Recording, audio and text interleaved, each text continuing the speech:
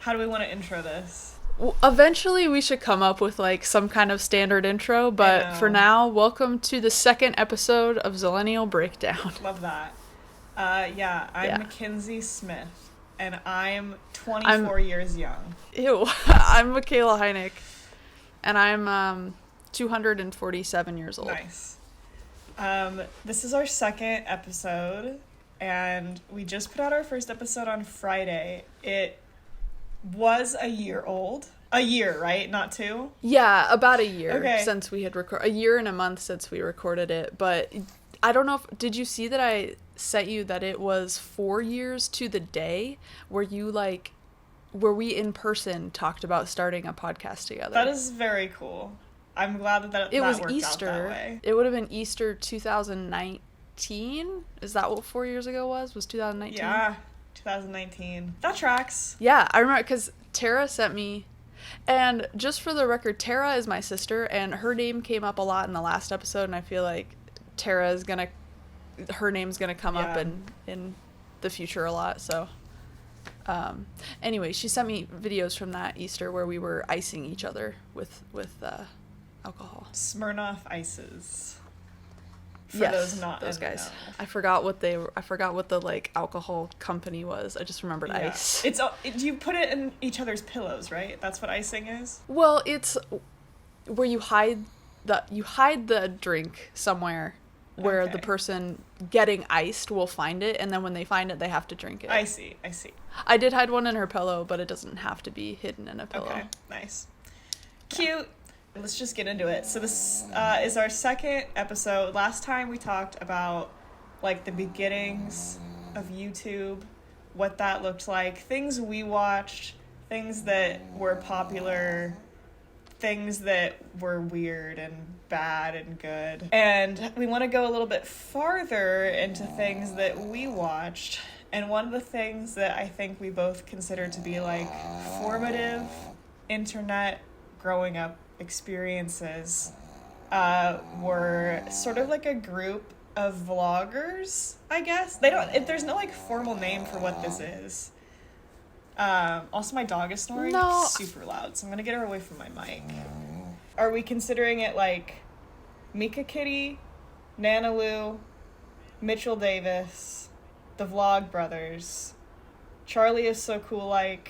Who else are you putting in this category? I feel like that, for me personally, I think that like that is the category. That's like Gen 1 YouTubers. Like that's who I post, like, I don't know. That's when I started getting into better stuff, because we talked about in the last episode how like I just watched, I don't know, we watched Smosh and like a little bit of Shane Dawson, and then I was introduced to all these guys.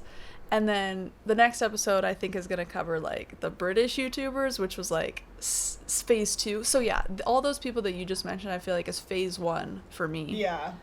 For me too, I guess. Of like watching vloggers. Yeah. And just really sort of letting that content impact me. Yeah. Letting them like worm their way into your like vocabulary. Like there was some stuff that I was watching in preparation for this that I'm like, oh, these are like phrases that go through my head, or like, I don't know. It's weird how these people will impact you on that level if you like watch a video over and over and over again. Phrases and mannerisms, maybe less so now, we're like in our 20s, but like as teenagers we were like imprinting on these people. Yeah, significantly, I think. Yeah.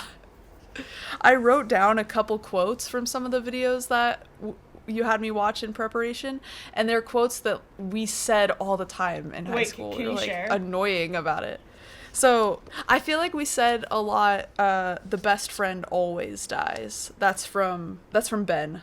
No, that's from Sale. No, that's from Ben. Okay. Yeah, that I do remember that. And then I don't want to say that, I'm not going to do it in a British accent like she does, but at the end of like the Charlie fan fiction video, she's like, "You're kind of a morbid punchline." I feel like we said that to each other a lot. I think I remember Elena saying that specifically. Elena's a good friend of ours.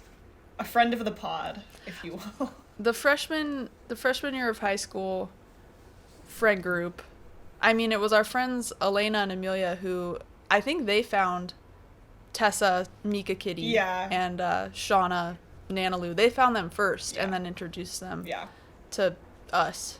That was who they used to, like, talk about Tessa and Shawna at the lunch table. This is in middle school. Like they were people that they knew. Because I remember when I was first starting to hang out with you guys more, because, like, I don't know, we all knew each other, but I didn't start to get close with you guys until maybe, like, 8th grade. And they would say, like, oh, Tessa and Shawna, like, oh, it's so funny when Shawna does this. Like, Shawna was talking about, like, going to New York with Tessa, and I was like, these must be, like, Bible study leaders, or, like, people and their, like, cousins. I don't know. And it took, like, a couple of weeks for me to finally ask, like, who the fuck are Tessa and Shawna? And then they were like, oh, they're YouTubers, and, like, showed me, I think, just, like, a Tessa vlog, and that was that. That's cool. I think it took me slightly longer to, like, let myself be introduced. I don't know. Like, I'm sure I was present for those conversations, I'm sure, but I didn't really. You were sitting there, like, care. Putting fruit snacks into a ball, not listening. That's not what this podcast is about.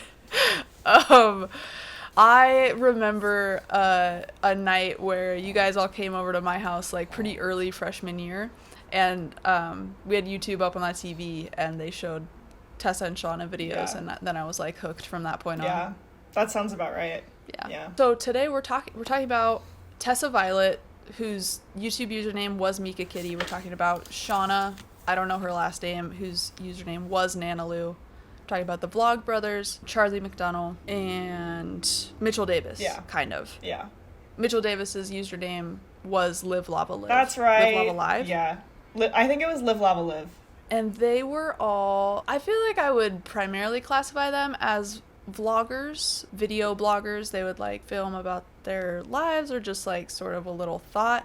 Honestly, some of the videos that I went back and watched, I can definitely see people drawing a comparison to TikTok. Yeah, the cuts, like, are really fast. Yeah, and there was one, I mean, Mitchell Davis's most popular video, Meezy. I actually don't know if I'd seen that one before, but that's, like, barely 2 minutes. I think it's almost 2 minutes long. And he's just, like, rambling, basically. Yeah. And, like, 3 million people watch that. That, like, blows my mind. Why? Like, that would never, ever happen now. Like, at least not on YouTube.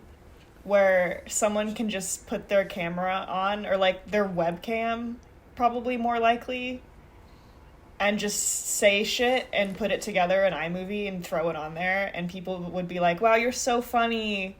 Like, no one would humor that anymore. That's done. Which is a little sad, but it's, like, not a thing.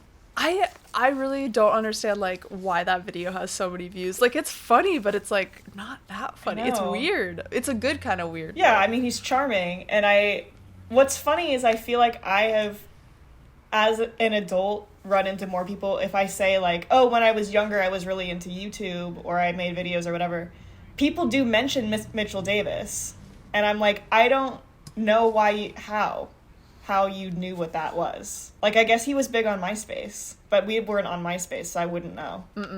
Mitchell Davis was, I mean, we got into him a little bit, and I don't know, I was never, like, I actually don't know if I was ever subscribed to that channel, but he has been on YouTube for a really long time. Like, and also props to him for not deleting, like, I don't think he's deleted videos. There are so many 14-year-old, maybe even 15-year-old videos on his channel still. Which I respect. Which I think is really cool. Yeah, I think that's really cool, because all the Tessa and Shawna ones I had to find on re-upload channels. Well, Sale is still on. Yeah, on Sale's still channel. There. I think she had to fight to keep that on there because of copyright stuff, but... Yeah, no, I remember that a little bit. But, okay, I got, like, slightly sidetracked, but I just wanted to, like, explain what type of people we were talking about, I guess, and, like, just give a little bit of background to, like, how they differ from the people we were talking about in the first episode. Because they're all vloggers, but it's just, like, vibe. I don't know. I feel like they're very different in vibe. Yeah. Well, because they did skits too, kind of, but they're not the same kinds of skits at all. Like, Smosh and Shane Dawson are so, like, straightforward, like, comedy skits. Whereas I feel like Tessa and Shawna, if they did skits, it was just them being, like, odd. And it didn't even seem like it was probably written down. Like, they just decided to be characters and, like, fuck around. Yeah, no, it's just them being goofy. But then I feel like a lot of Smosh videos are just them being goofy, That's too. true, yeah. You know? It's just, like, I think it's just people who have, like, maybe different interests. Tessa and Shawna did a lot of, like, Harry Potter stuff. It was more, like, nerd culture stuff, like, of the time. Yeah. Not that Smosh couldn't be nerdy either, because they were really into, like, video games and stuff, but, yeah, Tessa and Shawna were more specifically, like, along with, like, John and Hank Green, like, into, like, books and Lord of the Rings and that kind of, like, I think very, like, stereotypical, like, 2000s nerd stuff. Also, more on the, like, I don't know how to describe this, but they're more on the, like, OMG XD so random kind of wave. Yeah. And I'm mostly bringing this up because of the part of the, like, homework, the research. It was the music video for Let's Go Outside. Yeah. Which is a song that Tessa and Luke Connard, as far as I know, and Jason Monday. I, like, barely know who that guy is. Was Joey Graceffa in there too? Or no? No. Okay. No. He definitely did. He was doing, like, Hunger Games stuff. With at least a couple of those people. There's a Hunger Games parody. I think that's Joey Graceffa and Luke Connard, and I watched that way too much. Yeah. And I also watched Let's Go Outside way too much. Yeah. You had the t-shirt. The iconic t-shirt. Oh, God. I have that t-shirt immortalized on a quilt. Yeah. Because I didn't want to get rid of it. Because I actually did kind of like the t-shirt, but rewatching that video today was horrible. It's not funny. I got goosebumps in a bad yeah. way. Before, even just seeing the thumbnail, I got goosebumps, and I didn't want to watch it, and I watched it, and I was like, oh, no. It's not good. It's not good. It's the XD so random culture, like, at its worst. Yeah. Well, because this is, like, 2011 or 2010. It had to have been. Yeah. I don't know. Like, what's weird to me is that we were in middle school and all that was going on, so I usually, like, shrug it off as being, like, oh, when I was, like, being, like, haha, like, llama, potato, banana, like, I was 12, so it doesn't seem as cringe, but, like, there were full-blown adults doing that shit. Like, that was just, like, the vibe of those years. Oh, that's gotta be, like, significantly worse. To look back and be like, yeah, I was 24 going, like, making songs online. It's bad. Yeah. See, okay, that one specifically, and I didn't do a deep dive into these old videos, but I feel like something that is going to come up a lot in this season, probably in this whole podcast, is, like, the concept of cringe. Yeah. So, like, and that was something I was thinking about as I was doing, like, the rewatches for this episode, is a lot of these videos, I think maybe if you didn't grow up with them, they're, like, quote-unquote cringe, but, like, I think Sale is really good, and all of the comments on Sale were still pretty positive. People were like, this should be the official music video, like, this is great, I still am coming back to this 11 years later. Yeah. Like, really positive comments on Sale, on Meekakitty's lip sync video for Harder, Better, Faster, Stronger. Yeah. I don't know, I could see, if you were the creator, I can see why, like, Tessa took, like, all her old videos off her YouTube channel. Yeah. She's trying to be, like, a professional, and that's like, her like, music career gig. Like, I think I would be done with that, too, if I was trying to be taken seriously. Yeah, no, for sure. Yeah, what I'm getting at, I think, is that, like, it's not cringe for me. No. And it's nostalgic, and that's part of the positivity, but I feel like even if I hadn't kind of grown up watching these videos, if I were shown them for the first time today, I would think, like, that's cute. Yeah, like, it's people having fun. That's cool. These guys are, like, yeah, exactly, just people having fun. I think that is a little bit rarer today. Could be wrong, but it kind of feels like people are more judgmental of that today. Yeah. Well, like, TikTok is still really popular for, like, lip sync reasons, which is something we'll get into, but one of the ways in which all of these people pretty much, except for Charlie and the Vlogbrothers, got popular was lip sync videos. And, like, that is what brought people to TikTok, was making, like, lip sync and dance videos. Yeah. So, like, that... Yeah, no, there's a really obvious, like, comparison there. Yeah. Yeah, you can draw a line. Yeah. That, like, connection, that people are always going to like watching attractive people lip sync to songs, and that is not going to go away, I don't think. But I think the conception of what if it's cringe or not has definitely shifted, because I do think even if you find, like, the e-boys, like, doing the, like, you know what I'm talking about? Like, they do the thing with their hands and, like, roll their eyes back in their heads, and they lip-sync the songs. Probably, maybe, but I can't recreate it. Later. Anyway, I think okay. even if you find that thing attractive, I think there's an awareness now culturally that it's a little bit cringe. Unless you're in high school. Yeah, I don't want to go off on too much of a tangent on, like, the concept of cringe, because, like I said, I think it'll come up a lot. It will. Yeah, in these this is episodes, not the only circumstance. Yeah, scrolling through Instagram Reels, like, there's cringe accounts. Yeah. Like, the purpose of that account is, like, to repost things that people think is cringe. Yeah. And it's usually just, like, people that aren't necessarily conventionally attractive, like, lip syncing. Yeah. It's like, if you're lip syncing to a song, you have to be hot, and then it's cool. Yeah. If you're not hot, then it's, like, cringe. Dude, yeah. And that's just that's just mean. It is mean. And a lot of the times, like, all the comments are like, oh, this person is, like, R-worded or fat or, like, ugly. And it's like, it's just you're literally mean, picking dude. out people for having, like, autism. Like, I'm sorry, that's what you're doing. They're really, like, it's literally just bullying accounts. Yeah. Like, these huge accounts reposting people are just bullies. Yeah, someone we went to high school got put on a cringe account. Because I remember watching, so when I was in college, the freshman year of college, cringe compilations on YouTube were starting to be popular. I guess they're just on Reels now. But sometimes one of my roommates would put them on, and fucking, I'm gonna cut his name out, but I know, he wore like a he top wore a hat top with hat. a feather in So it. anyway, he was wearing the top hat in the fucking video, and he was lip syncing, and he was in a fucking cringe compilation. And it's like, I know that's a real person. That's sad. And they are cringe.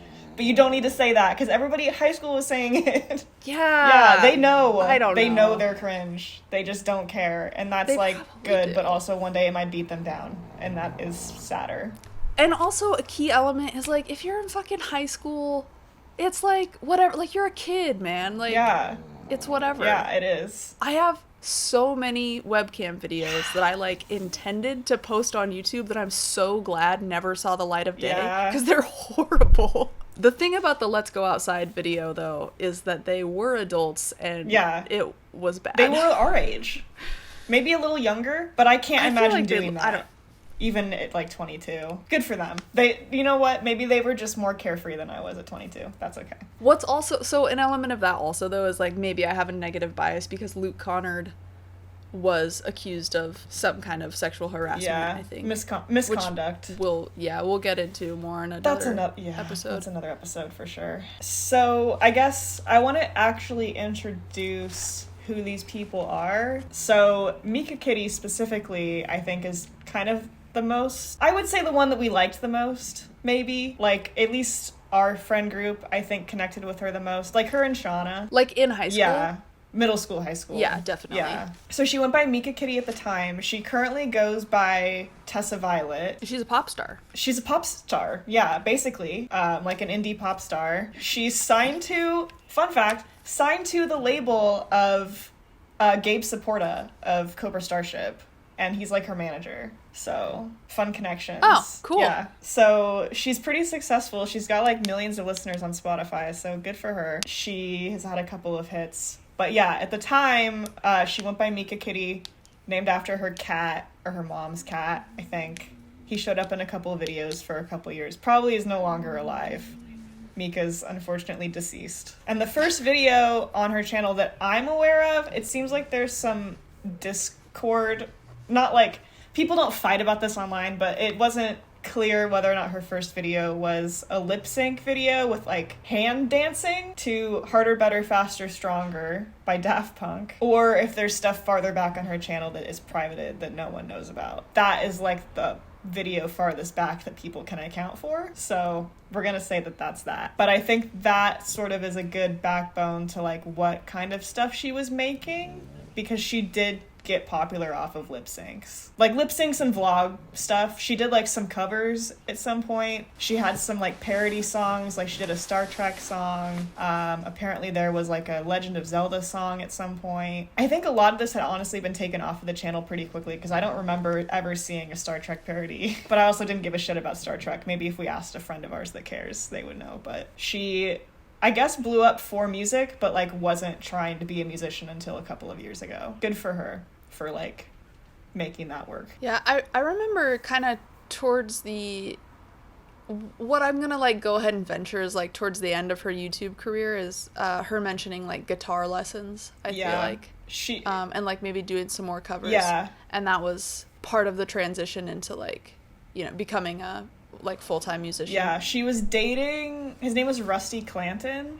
He was like an acoustic musician that was kind of popular on YouTube around the time. I actually saw them on tour, played at a friend of ours' house, and I saw them in her living room, and they almost played at my house. They almost came to your house. But my parents weren't okay with it. Yeah, you emailed, I remember that. No, they went to someone else's. Yeah. And he taught her how to play guitar, to my knowledge. So I think that was sort of the turning point, was her dating a musician who actually helped her learn. And then Shawna was her friend. Nanalew was what she went by on YouTube. Together they were Nanakitty. There was a Nanakitty channel for a little bit. There was. I remember that. They were trying to, I think, do like a web series that didn't pan out. I don't remember. But I remember that channel existing, and they lived together for at one point. Or multiple points. I'm not sure. I remember it fell through because Tessa couldn't get Canadian, she couldn't get a green card because they were supposed to like work together creatively on something, and it didn't. Yeah, they weren't approved by the Canadian government, so kind of sucks. Wow. Yeah. So Shawna was Canadian. Yeah, and she was more, I would say, more of like a short film, like actually trying to be like a filmmaker, whereas I think Tessa was more like casually interested in like video stuff comparatively, or maybe just like short form stuff, because Tessa made a few music videos, I think. Yeah, that's true. So I guess Tessa was more interested in like directing stuff, whereas Shawna was more like actually like writing, doing narrative stuff. Yeah. So, and Shawna did lip syncing stuff too, and they did it together, which is how the song Sail by AWOL Nation, that lip sync video blew up and has more views than the actual music video does, which is interesting. I love that. Yeah. I love that. It's just them being silly, making goofy faces, but it's like, I don't know, you can tell they had a good time. That's all that matters to me. Exactly. Yeah. Yeah. It's a friendship video. Yeah, so they made a lot of videos together, a lot of skits, and I enjoyed feeling like I was a part of their friendship. It was like the first time I think I ever experienced like parasocial relationships was like them. Not that that's a good thing for sure necessarily, but that's like the first time that I remember being like, wow, I really wish I was friends with these girls. Like that would be so cool. Well, it might have been Smosh though. If we were like planning on stalking Smosh in Sacramento. Never mind. It was probably that Smosh. was probably the first. Yeah. Okay, well, Tessa and Shawna's the first time it was, like, pure, because I think I kind of wanted to jump Ian's bones for a little bit, so, like, I think it's more about, like, wanting to be friends with Tessa and Shawna, and, like, appreciating that for what it is, instead of just being, like, I don't know. I don't know why I chose Ian, either. Objectively, I think Anthony's hotter. Can I just mention real quick, the haircut? Okay, so the video you had me watch for Mitchell Davis, the iconic, I don't know who started, maybe Skrillex? I don't really know what Skrillex looks like, but it's like the super straightened, like about, like a little bit shorter than mine. You're doing it right now. And like, I have glasses that would be perfect for this. I'm not going to get my black rimmed thick square black glasses though. Yeah. Anyways, it's just so, it's very 2011, and you brought up Anthony, who had that haircut, same as Mitchell Davis. And anyways, that was a little tangent. Men were straightening their hair back then. They got out the straighteners and the skinny jeans. They really did. Yeah. They really... Yeah. Straighteners and skinny jeans. I think it's... iconic items. So funny that people now are like, oh, boys are painting their nails? That's, like, been happening for 20 years now. I don't understand why that's still a debate. I don't understand why nail polish is, like, any kind of controversial subject. My cousin, a while ago, had, like, dark nail polish on when I was home for... Maybe this was, like, I was home for Christmas, and my cousin was over, and he was, like, asked me about my dark nail polish, and I was like, it's just nail polish, man. Like, I don't know. I'm not making a statement. I just like the color.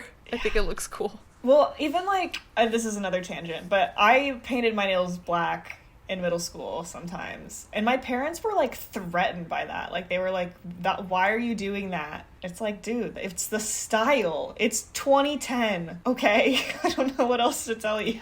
I don't know. Yeah, I had somebody tell me that like men only painted their nails to because girls think it's cool or something along those lines. That's not even true. Many do it because they're gay too.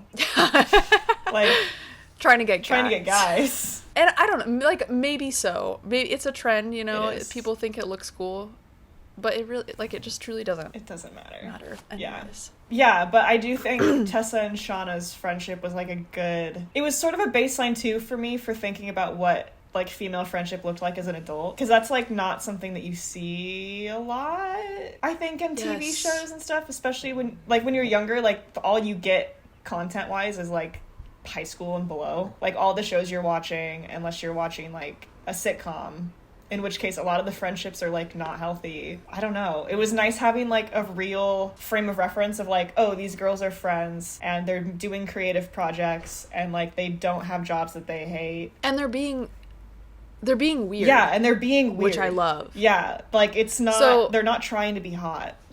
Yeah, that was like, I feel like that was probably really important for us to see. Yeah. That's a really good point. They're not trying to be hot. No, like they're very pretty girls, but it's not like, that wasn't the purpose of what was going on. Yeah. Yeah. They were an important voice for me to be hearing. Yeah, I agree. I have like really positive associations with them as like role models, which isn't something that I think that they set out to do, but I don't know. It's when you don't set out to do it that I think it can be good. Well, I guess that's like a good segue into Charlie, because you mentioned that they have a video together where they're talking about Charlieissocoollike. They wrote fan fiction about Charlie. That was another thing that was interesting about them. Like, they were popular on YouTube, but they also were vocally into other YouTubers and like talked about them like they were fans. Yeah, because they were fans of stuff. Like we were fans. Like I used to follow both of them on Tumblr and stuff, and they would reblog pictures of like Dan and Phil and be like, they're so cute, and it's like, that's so weird, like, you know them. But I find that very charming. I don't know. But yeah, they were really into Charlieissocoollike, who I'm going to refer to by her current pronouns. At the time, that was not the case, but that's what I'm gonna do. And she was a British YouTuber. I think the first of the big grouping that got really popular in like the early 2010s. And you know how I think what the connection was for us, or at least me, was like Charlie was friends with the Vlogbrothers. Yes, and Tessa was also... Tessa and Shawna both knew John and Pangreen as well. Yeah, probably. I mean, they were all self-proclaimed nerd fighters. That was a thing. Yes. Yeah. Members of Nerdfighter-core. That almost gave me chills. I have goosebumps, actually.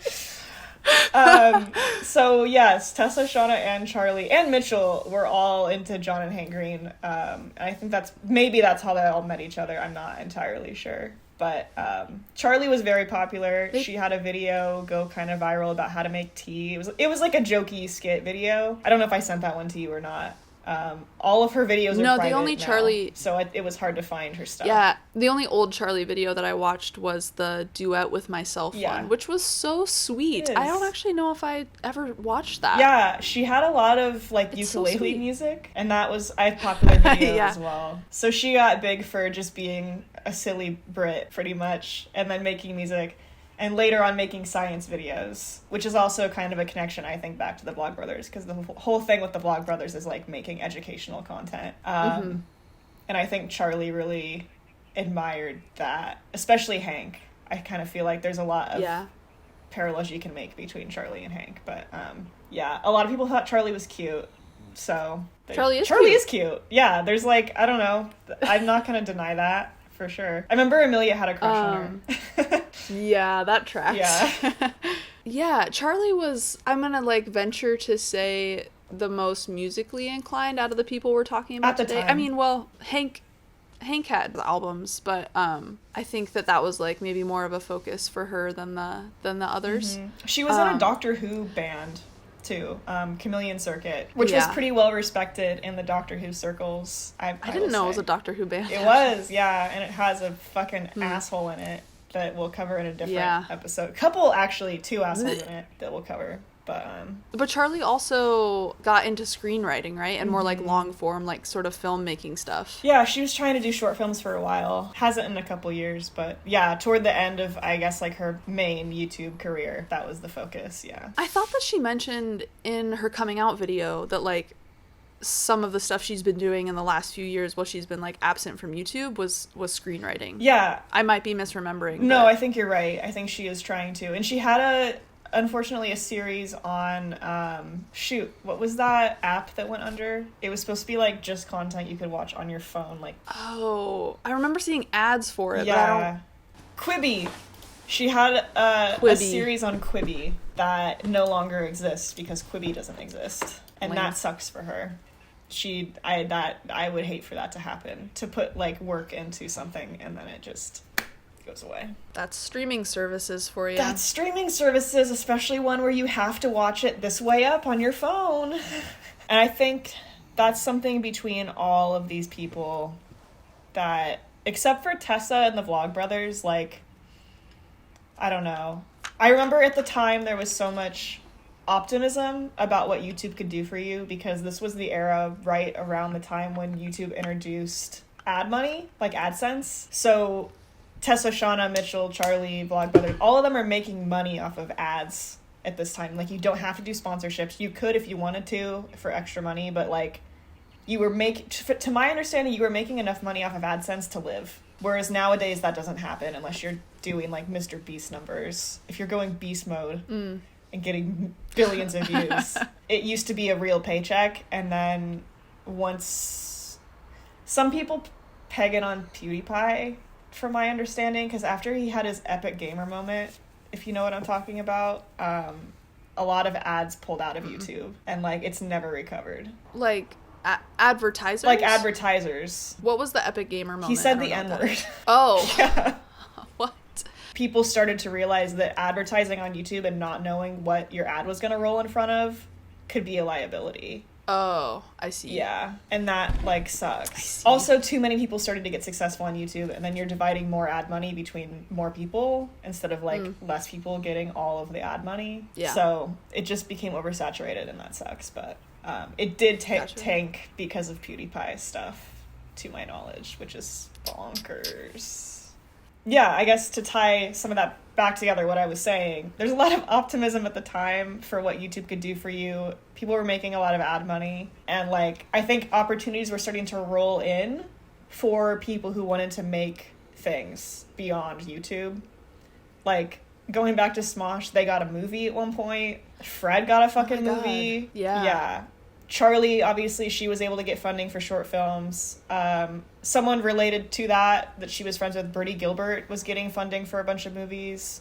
He still makes stuff that's quite good, actually. And I think eventually that just sort of, like, dried up. And I don't know if that's because the people in question who started to build what YouTube became, like, just didn't, like, their popularity ran out. Those opportunities weren't, like, for them anymore. Or if it was more of a funding, try it out, the working with influencers thing, and they decided that it wasn't for them. But yeah, I don't know. It does make me a little bit sad to think about, like, Shawna and Mitchell and Charlie being, like, as talented as they are, and, like, none of them have ever put out, like, a feature-length film. At this point, like, their views are down. Like, if they did want to make something, like, could they? I mean, I'm sure they could. They just wouldn't. Their opportunities would be the same as, like, a filmmaker who doesn't do YouTube. Yeah, they'd have to crowdfund by themselves. Right? Which, like, they could do more easily than another person, probably. Especially Charlie. But, yeah, I don't know. It kind of sucks that it didn't pan out the way that I think maybe they wanted it to. Do you think that they started doing YouTube, like, with the hope that they would get, I don't know, more opportunities to, like, make films? No, because I think that at the time that they started, because all these people started in, like, what, like 2006, 2005, like around the time YouTube became a thing. Like it wasn't, I don't think you put things on YouTube with that in mind. Like it was just, oh, I made something, I'm just gonna put it there for my friends. Yeah. Like maybe once 2010 rolled around, it was like, oh, I have an audience of like a couple 100,000 to 1 million people, and I should be using that somehow. But I don't think that was probably the original intention for anybody. Yeah, no, I don't think so either, but I don't know. Well, because I don't think that was their intention starting out, but eventually, like, I mean, Charlie was trying to make stuff. Shawna was definitely trying to get stuff funded. Like, she mentioned it a lot. Mitchell moved to LA at one point and was trying to get, like, web series made and stuff. And to my knowledge, I think he had to move back to Ohio because he couldn't afford it anymore. It's, like, stuff that they were trying to do that has still not yet happened. Yeah. But on the flip side, I mean, Tessa made a career work, so it's not like it's impossible. I guess that's one of the things that's interesting about Tessa, though, is that she was able to still use her YouTube career to do something with it that now people don't even associate her with YouTube. Like, there's gotta be lots of kids that have no clue that that's... Yeah, I'm sure. Or, like, if you were to say Meekakitty, they'd be like, I don't know who that is. That's not on my radar, you know? At the same time, though, I'm sure there are lots of fans who have, like, just continued being her fan, like... her whole online life. Yeah. I mean, I've known who Tessa is for, like, over a decade. So, I don't... Like, if I see her being successful, I'm like, that's so good.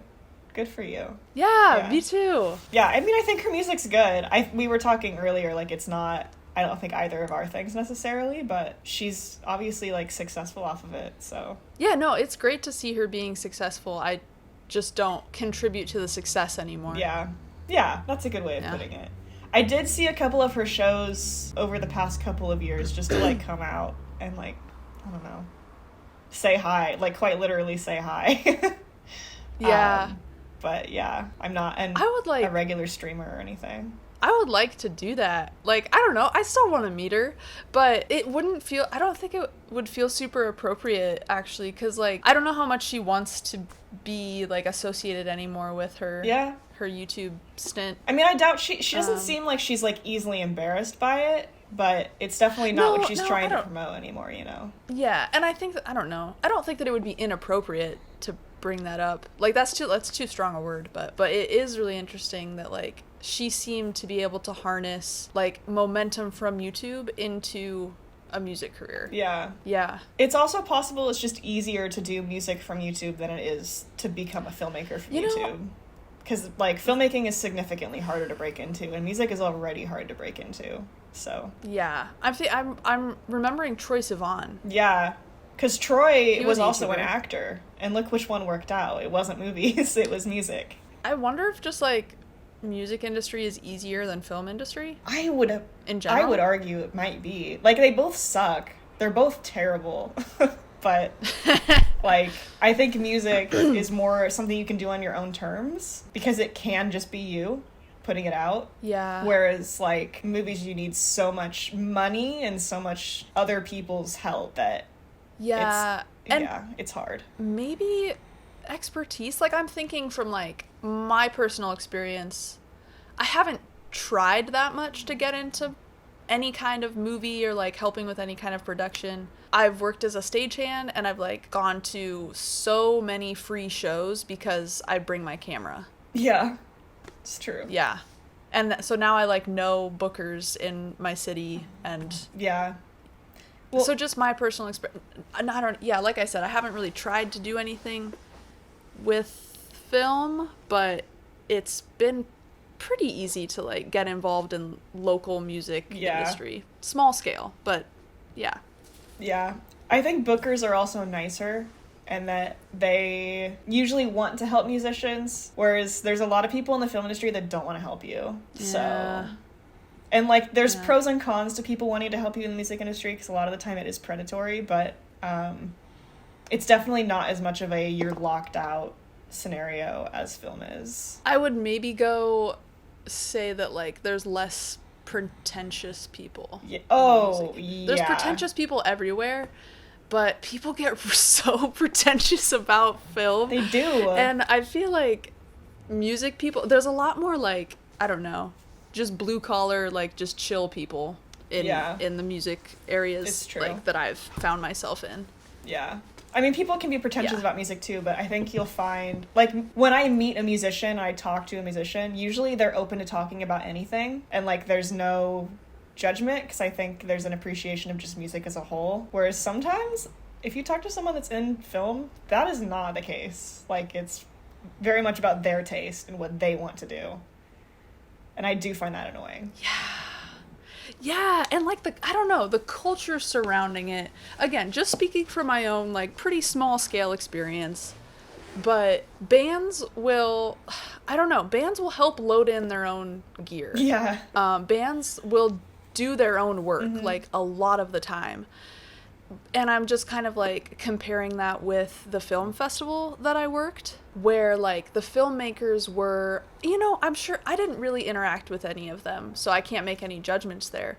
But like the culture surrounding the film festival and like how the filmmakers they were catered to a lot more. That's the point I'm trying to make, is like they were catered to a lot. Well, you a lot catered more to than Kurt I've seen, Weill, like, so there also gets to be a certain That's point true. in time where you start to get catered to as a musician.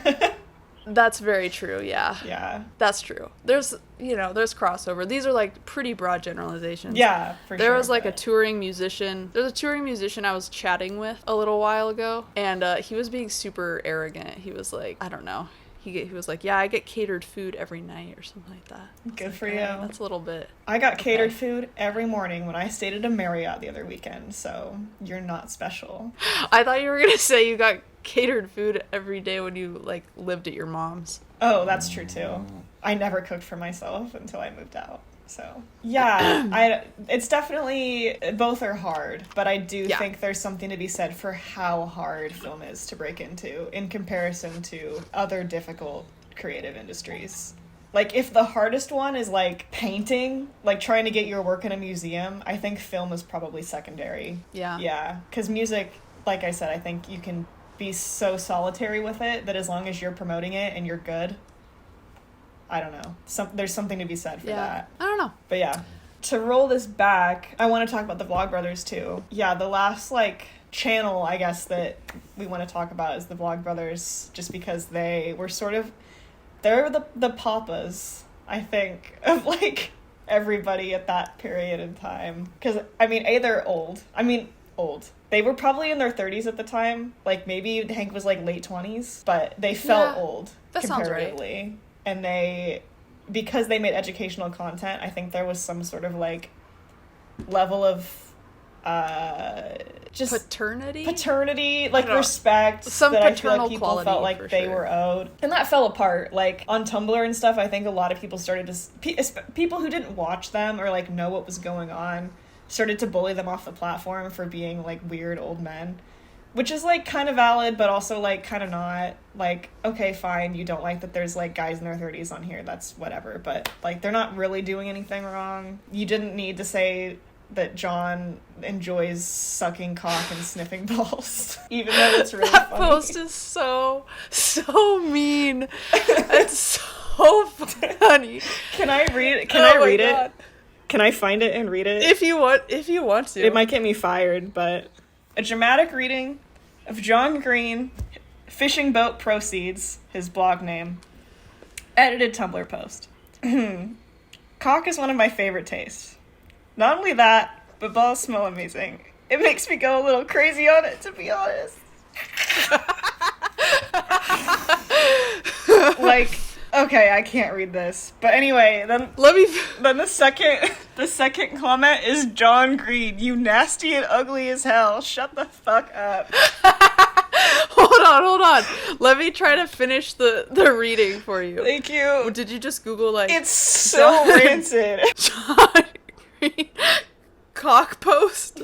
Cock monologue? Oh my god. It's rancid, and people were very mean to him. And they really shouldn't have. I think they really shouldn't have been, because the Vlogbrothers, like, really, they haven't done anything wrong. No. Nobody's perfect, and you should not put internet celebrities, you should not put anybody on pedestals, but like, they're good boys. Yeah, they're like fine. Yeah, they're smart they're guys dads now. Yeah, they're smart, nice dads. Yeah, and like they've done so much for that community. Like Hank owns and runs VidCon. Yeah, I know. They started VidCon. Yeah. Like, that's them. And so many channels, like, so many I mean, I don't know all of them exist, but I just know, like, there's Vlogbrothers, obviously, and they cover a lot of stuff on that, but that's just kind of, like, for fun. Mm-hmm. And there's SciShow that I watched in my high school science class. Yeah, SciShow and Crash Course. Crash Course. Because Crash Course covers, like, everything. Like, you could literally probably take multiple courses on stuff on Crash Course for free. Yeah. Which is really I would argue that the cultural... like, I don't know, overall impact of all the people we're talking about in this episode, Vlogbrothers had the biggest. Oh, by far. I mean, one of them is, like, a cultural icon. Like, John Green, like, Fault in Our Stars is, like, a whole thing, you know? God, you're right. Yeah. Fault in Our Stars. Yeah, like, he writes books, you know? He was, I think Looking for Alaska came out before... the first Vlogbrothers video did. I think it did, yeah. So he was a writer before, but, and that's, like, I don't know, when he dies in, like, 50 years, probably shorter than that. That's what he's gonna be remembered as an author, not a YouTuber, but it's still, like, a huge part of his legacy. He still does it multiple times a week. They're uploading regularly. I think that'll be, I think that most people who know who John Green is, like, maybe most people will just know him as an author, like, oh yeah, The Fault in Our Stars, but no, I think his legacy will be, like, a lot more than that. Probably. It definitely is, like, an educator, I guess, is, like, that's the very positive impact, to have, like, all that Crash Course stuff online. Not that they're, like, the only people teaching those courses on there, but to own, like, the LLC and, like, the funding and producing it is pretty important. I feel like, and just everything that has happened because VidCon exists. Yeah, VidCon is like still to this day, like, think about all the connections that people have made, like, at that convention over the years. People have made friends, like, made careers, broken friendships, probably. Some people probably met there and got married. You would think. Yeah, I think that's there's sweet. Gotta be at least one story like that. Yeah. I mean, I do think that if, for whatever reason, like, they did not think of VidCon and the VidCon didn't exist, like, some kind of convention probably would have. There are other ones. There was one in Florida but... for a while. Playlist Live. That was one that existed for a while that doesn't anymore. Wasn't there one in Europe too? Yeah, Summer in the City is one. Yeah. I don't know if that's still a thing. And I think there's other VidCons now. I might be wrong on that, but no, I don't know. Yeah, like, it's a niche that would have been filled, but I'm glad Hank Green is the one filling it currently. Me too. Because I trust him. I don't trust other people. I do trust Hank Green. One time, me and Elena spontaneously had my mom drive us to, so I found out about this Hank Green show in Portland. It was, like, I think last minute. I still reflect on how mad I am that I did not check my text that day. Because I was watching the fucking movie What's Eating Gilbert Grape, which is not even a good movie. And I had my phone turned off for it because I was like, I might as well just pay attention to a movie for once. And the one time I'm not using my fucking phone during a movie is the one time that I miss, like, a formative memory. No. What's up with that? I forgot that I invited you. But, yeah, it was, like, so, I feel like it happened so quick. Like, I found out about it, and then I was like, oh my god, Mom, can you drive me to Portland to see Hank Green tonight?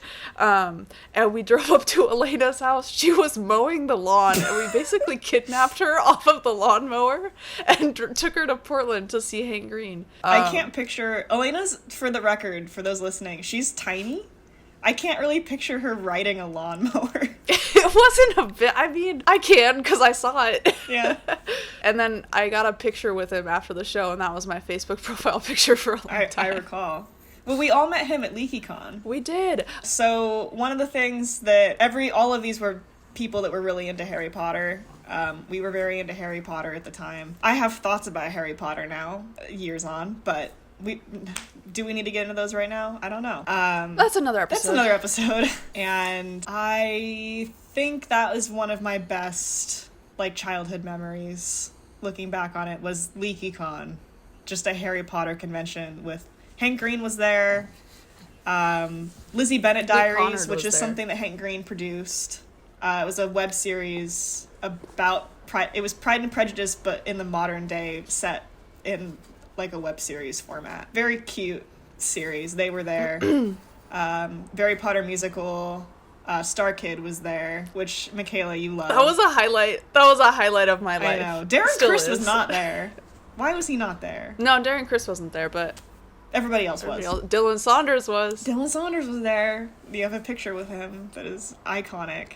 And I need to scan that so I have a digital copy, and maybe if I scan it, you can like put it in the video here. I think so. We should. It was just a very sweet time, a very innocent time. And I think that's why when I reflect back on all these people, I feel so like warm and fuzzy. Is that it's not like Smosh and like the other stuff we were watching earlier on. Like, it's actually very sweet.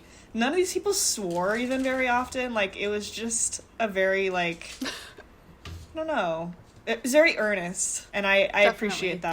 These were the first parasocial relationships. The first that meant something to me, I think. Yeah. Kind of came up earlier, but the concept of internet celebrity, I feel like ties into a question that I had while I was rewatching some of these old videos, which was like, did this stuff like really get made fun of the way like, I guess I was just drawing sort of a line from, like, getting popular by lip-syncing videos to that still being a popular thing to do, like, on TikTok and stuff, to influencers, to, like, why do people make fun of influencers and, like, not this stuff? Yeah. I mean, people probably did make fun of it. I just think we were so insulated that we wouldn't have known. Yeah, that could be. But I also think everything gets made fun of. I think the way influencers get made fun of now is very specific and not something that these people probably would have had to deal with in the same way. Because I think the main thing that's like leveled at influencers now is that you're narcissistic and like you're peddling products to children. Yeah. Both of which things I think are to some degree like valid. Depends on the person, but like at the end of the day, you are someone who's making money selling products to children. It's a different situation for sure. Like, I'm not calling these people influencers, even though if you use like a very broad definition, like, I mean, they were influencing us. They were. They just weren't selling. They weren't trying to sell us anything. Exactly. Besides, like, that's merch, the key point. Once they had merch, I guess. But that's the key. You know, I guess that basically answers my question. Is like, yeah, is influencers are trying to sell us something, and these people weren't trying to sell us anything. They were like, the rare situation nowadays where like the person on the other end isn't selling you something. They're just popular. Yeah. I mean, John Green was technically trying to sell you books, but like that's not the point. That's like not why he was on YouTube. That's not the motivation. Yeah, people's motivation seems different today. And I don't know, I'm a little jaded, I'm a little cynical. Me too. I'm sure there's people who are like online just still to like, you know, make people laugh, make people smile with their for sure. funny videos or whatever. Yeah. But in the back of my head, there's always like, you know, it's always like, oh, anybody with like a bunch of followers is trying to get those followers, which just like seems a little bit disingenuous to me. I don't know. Yeah. There's and that's also me being a little bit judgmental. Someone on TikTok that kind of reminds me of them is, I always remember the name of her account, but not her actual name. These people that we're talking about, like, were part of early internet celebrity, like, sort of that concept coming to the front of YouTube culture, or internet culture. Well, yeah, because I think vlogging is how you got that at the end of the day, and, like, they're some of the first vloggers. Vlogging, I think, is what led us to influencer culture. So even if that's, like, not something that they were necessarily participating in, I think they did help create it at the end of the day. The account I'm thinking of is Brittany Broski, who does not sell people anything and is just fucking weird on here constantly. Kombucha girl. She's cool. She's the Bucha girl. Yeah. Oh, that's cool. I haven't watched, I don't know, I think every once in a while a video pops up on Reels for me, but I haven't really watched her, but that's cool. Yeah, so there's people like that for sure still. And Jenna Marbles was like that too. I think she's kind of a similar era, I guess. I wouldn't wrap her in with them. I associate Jenna Marbles with, and I don't know if we have a plan to talk about these people in a different episode, but with Grace. Yeah. Something. Grace Helbig. Hannah something. Hannah Hart. They were like the edgier girls of YouTube. And I liked that. Yeah. I liked them. generally. We could add them into an episode later. If they're not, we should. Yeah. Cool. Yeah. One other thing I want to draw, like, we've basically already mentioned this, but just, like, continuing the comparison to TikTok, kind of. Like, the first video I watched for research was was Tessa's Harder, Better, Faster, Stronger lip sync. Yeah. And pretty much immediately I was like, oh, this is, there's a pretty obvious comparison to TikTok here. And the way I was viewing this video was, like, very nostalgic, obviously. But like I said earlier, kind of, even if I was watching it for the first time today, I'd think, like, oh, she's just having fun. She's just, this is just, like, a fun little video. And I don't know, that made me, I think so much of the time I view TikTok in, like, a very harsh light. And there's a lot to be critical about. But I don't know. It made me have, like, maybe a little bit more of understanding for how kids see TikTok sometimes. Yeah.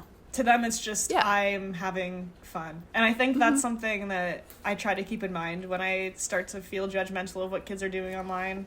Like, they are just trying to have fun. And I feel like there's increasingly limited ways for kids to have fun. Yeah. So why would I begrudge them that, Yeah. I do feel like there's sort of a they're at a disadvantage by having cell phones versus webcams like I had. Like I had a webcam to get all this, like, weird kid cringy energy out. Yeah. No one had to see it. Yeah. Yeah. Yeah. Yeah. Yeah. Because cameras are, anyways, fun. Everybody loves a camera. Just, should you be posting it? I don't know.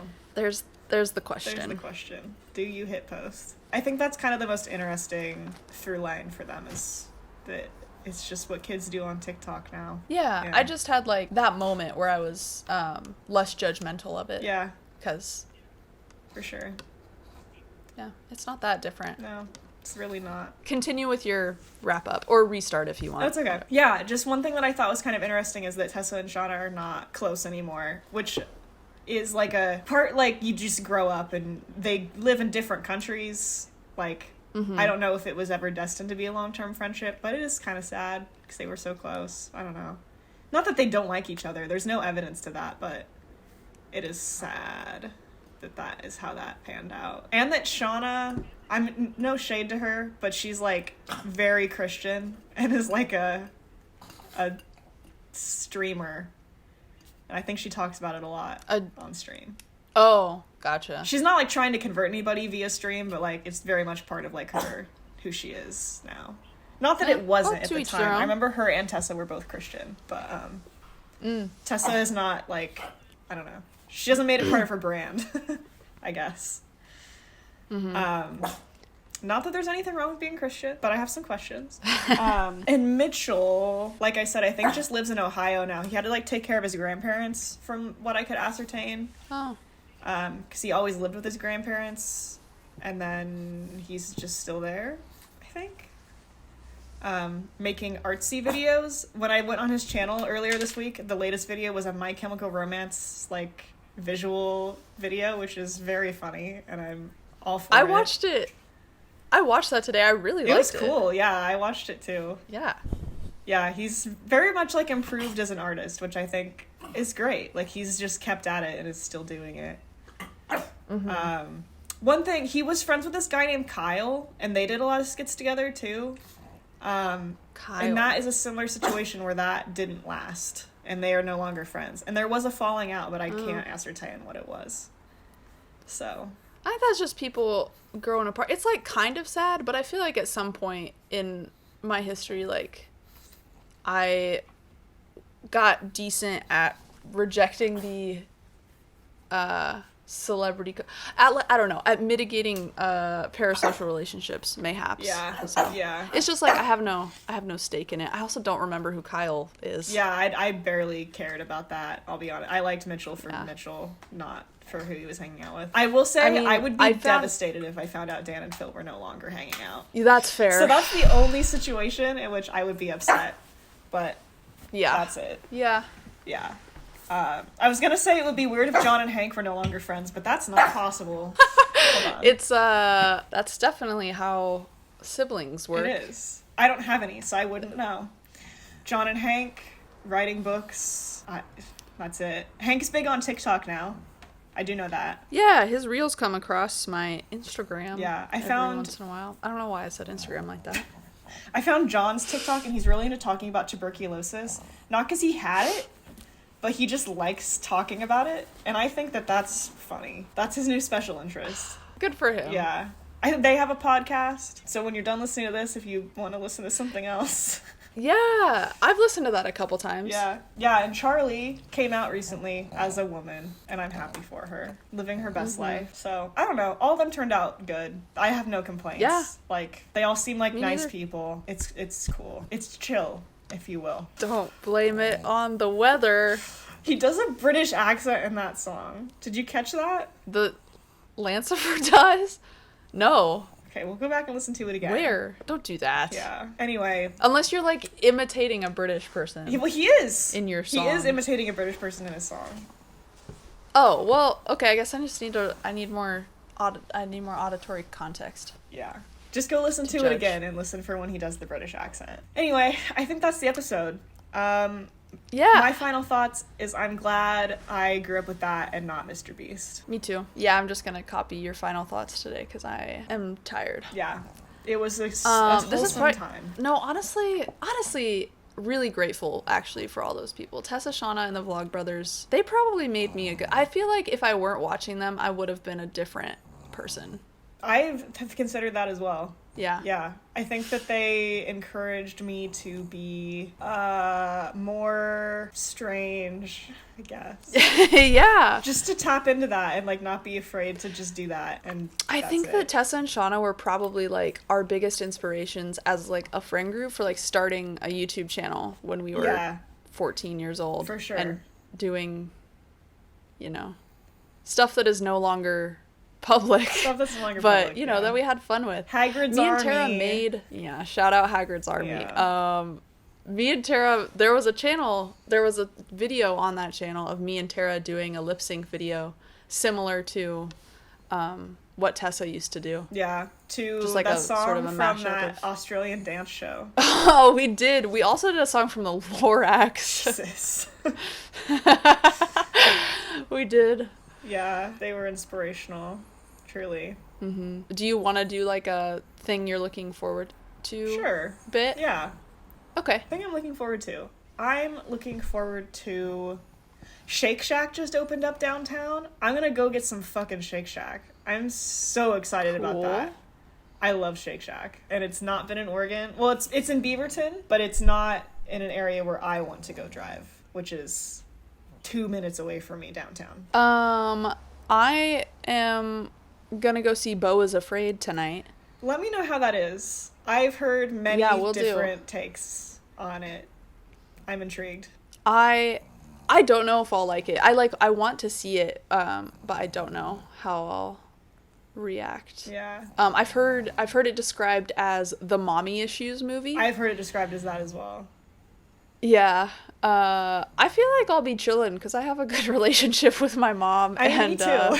I don't struggle with anxiety too much. No, yeah. I've heard that there's some like very surreal moments, so yeah, that will be interesting at least. Yeah, but I'm excited for that. I'm gonna see that with some friends, so I think that's my thing. Nice, love it. Loves it. All right. Well, thank you for listening. Yeah, that's all. That's all. Follow us on Spotify and YouTube. That was a bad... I can't do a British accent. I was just telling Michaela You were trying to do a British accent? It's a physical impossibility. Say Tuesday in it. Tuesday in it? You can't. I can't. I'm like the most American sounding person of all time. Even the comical, like, obviously joking, bad British accent.